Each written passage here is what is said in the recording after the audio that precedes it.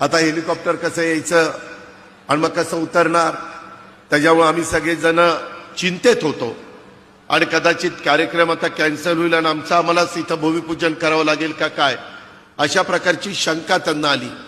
येताना हेलिकॉप्टरमधनं सुरुवातीला नागपूरला बरं वाटलं, परंतु नंतर जे ढगात हेलिकॉप्टर शिरलं, इकडं बघतोय ढग तिकडं बघतोय ढग आणि आमचे देवेंद्र फडणवीस निवांत गप्पा मारत बसले. म्हणलं बघा जरा बाहेर काही दिसत नाही, कुठं झाड दिसेना, कुठं काही दिसेना, जमीन दिसेना, आपण ढगात चाललोय, कुठं चाललोय, काय चाललोय. म्हणले काही काळजी करू नका.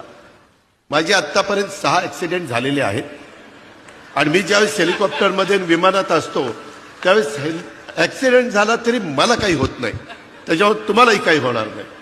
अरे बाबा म्हणलं आता हे काय सांगतोय, एक तर पोटात गोळा आलाय, आज आषाढी एकादशी, सारखं पांडुरंगा पांडुरंगा पांडुरंगा नाव घेत होतं मनात आणि ह्या महाराजांचं आम्हाला उपदेश चाललेले होते, काही काळजी करू नका. आणि खरोखरीच येईपर्यंत इतके निवांत होते.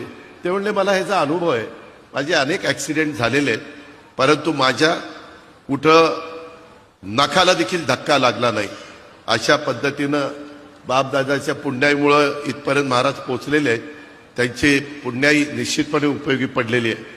परंतु मित्रांनो, एकंदरीत खरोखरीच जरा सगळेजण धाकधूकच करत होते. माझ्या उजव्या बाजूला उदय सामंत भेटलेले होते, मला म्हणले दादा दादा जमीन दिसायला लागली खाली खाली. मग म्हणलं बरं बाबा बरं झालं जमीन दिसायला लागली. मित्रांनो, गमतीचा भाग जाऊ द्या, परंतु एकंदरीतच सगळ्यांनीच काळजी घ्यायची असते.